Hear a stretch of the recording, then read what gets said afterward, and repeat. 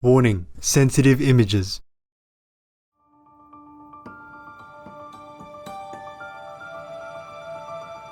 Our programs offer many languages. Please visit suprememastertv.com/schedule. Nos programmes offrent plusieurs langues. Veuillez visiter suprememastertv.com/schedule. Nuestros programas ofrecen varios idiomas. Visiten suprememastertv.com/schedule. మా కార్యక్రమాలు అందజేస్తున్నాయి అనేక భాషలలో. దయచేసి చూడండి సుప్రీంమాస్టర్ TV /schedule.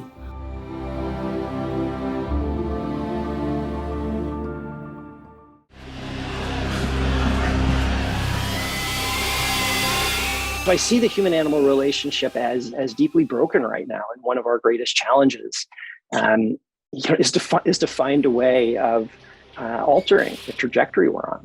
And I think most of us know something is wrong, but we don't realize just how destructive the factory farmed industry is. Continue watching to find out more.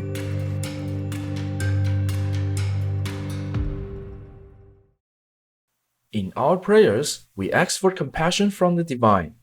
In doing so, we ourselves strive to be more compassionate and remove ourselves from causing suffering to the animals. The Reverend Rabbi Shmuley Yankowitz, vegan.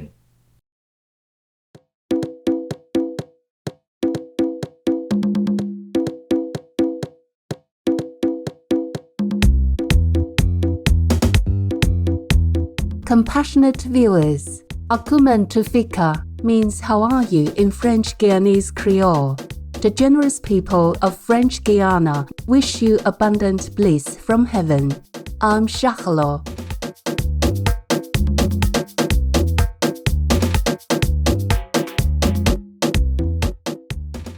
Welcome to our show, Professor Aaron Gross, Vegan, Dismantling Animal People Factories in the US, Part 1 of 2.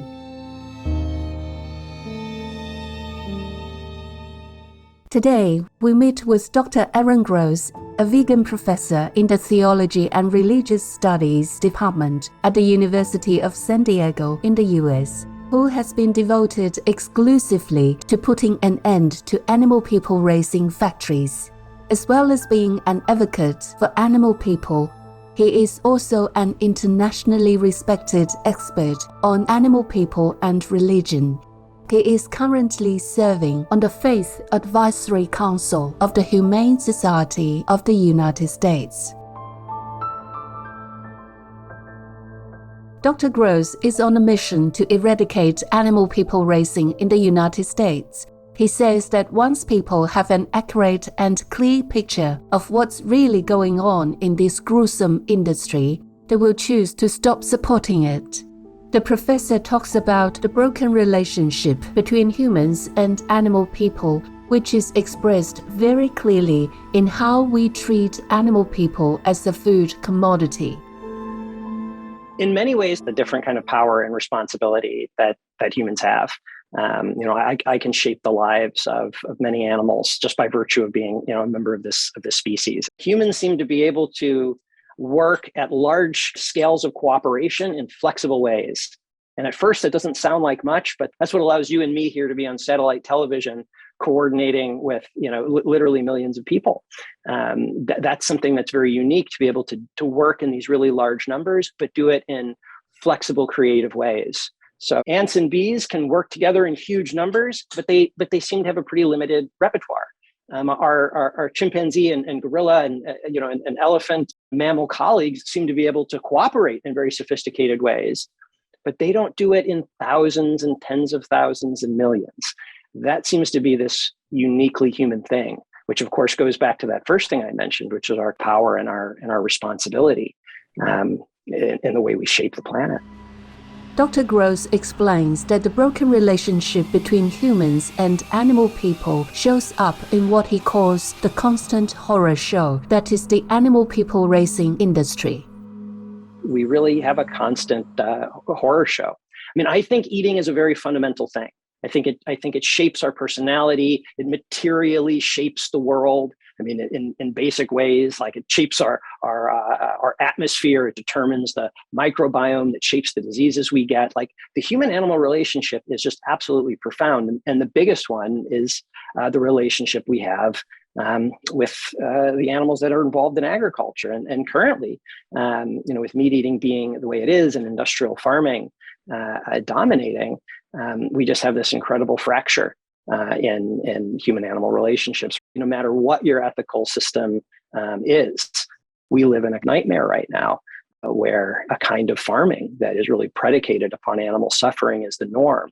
And what that means is it's the norm in our daily lives that contribute to a kind of oppressive system, one that very directly causes animal suffering and then indirectly causes tremendous human suffering. So I see the human-animal relationship as deeply broken right now, and one of our greatest challenges is to find a way of altering the trajectory we're on.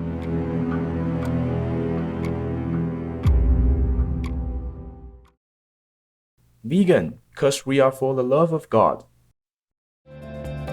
Conscious viewers, we will pause to repent for humanity's wrongdoings and pray for heaven's merciful forgiveness. Please stay tuned to Supreme Master Television.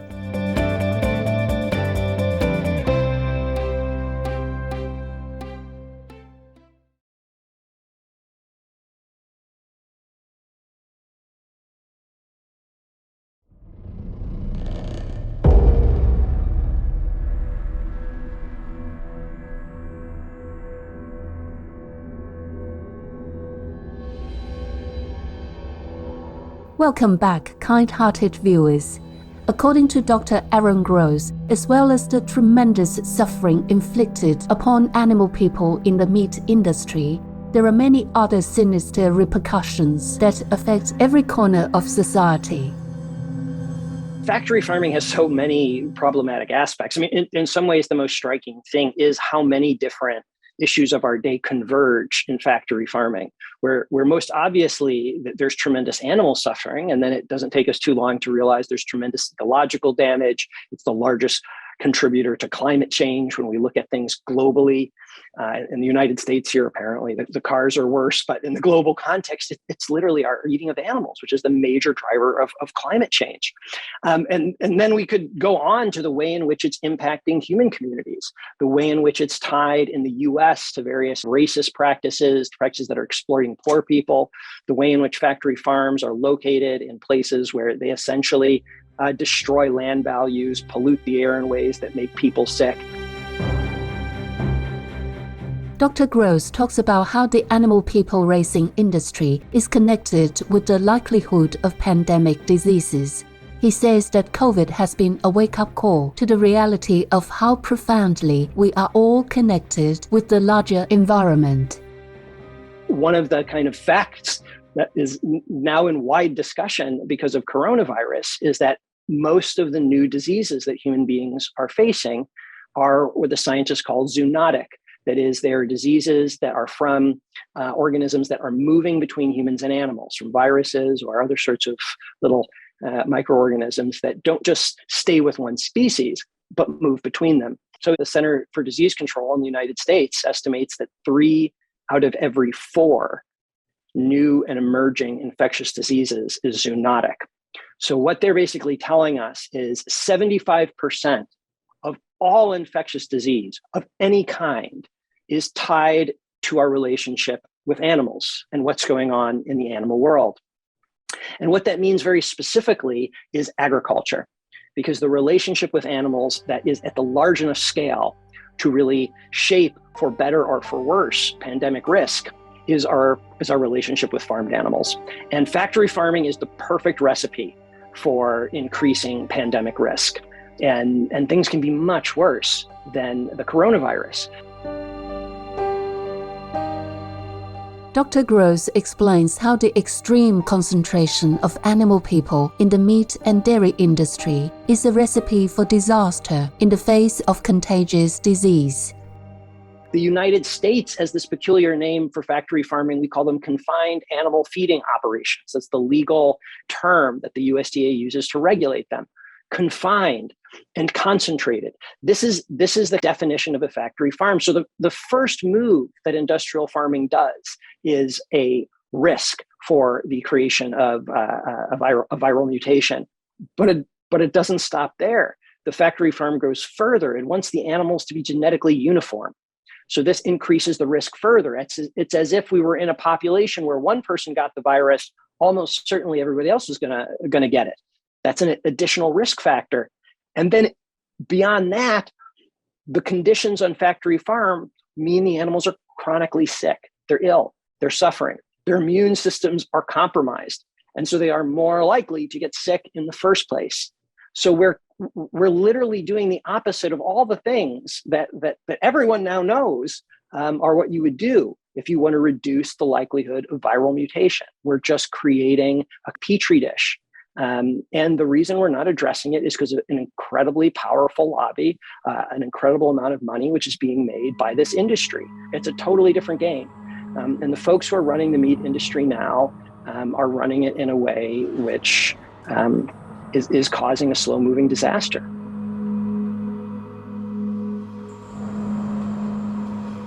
According to Dr. Gross, the animal people racing industry is causing immense suffering and ecological damage, and is also a key instrument of racism in the United States.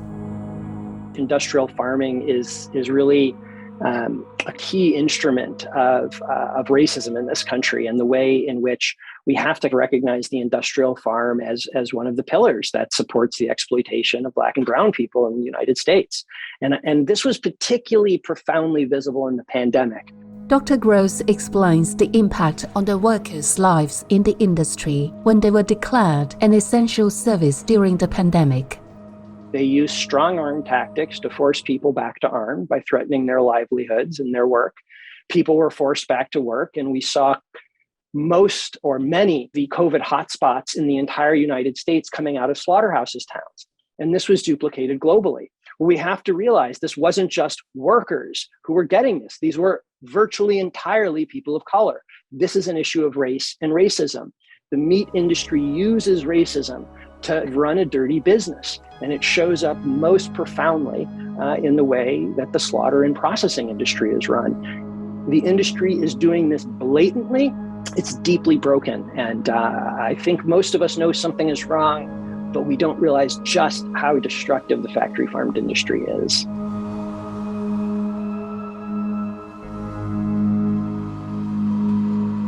Deeply concerned by the multifaceted destruction by the animal people racing industry, in 2007, Dr. Gross founded the non-profit Farm Forward, a coalition of strategists that is working to end all animal people racing factories in the US.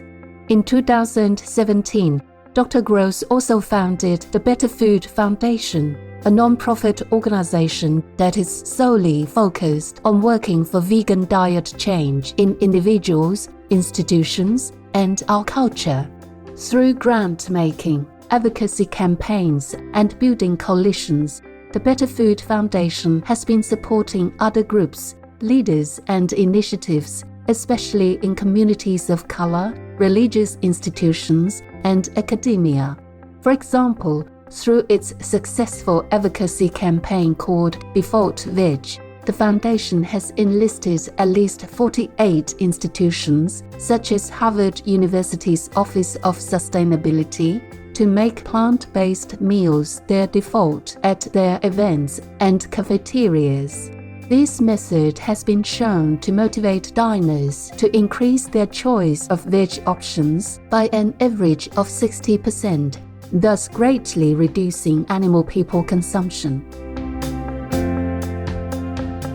To learn more about Dr. Aaron Groves' non-profit organizations, please visit betterfoodfoundation.org and farmforward.com.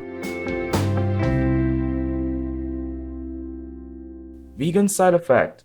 Puzzled cause neighbor dogs don't bark at you anymore. Insightful viewers, thank you for your company today. Please join us next Thursday, September the 8th, for the second part of Professor Aaron Groves' Vegan, Dismantling Animal People Factories in the US. Coming up next is Only Peacemakers Can Go to Heaven, Part 5 of 9, on Between Master and Disciples, right after noteworthy news. May all beings on our beautiful earth enjoy respect, peace, and protection in God's grace. Our programs offer many languages. Please visit suprememastertv.com/schedule and suprememastertv.com/VE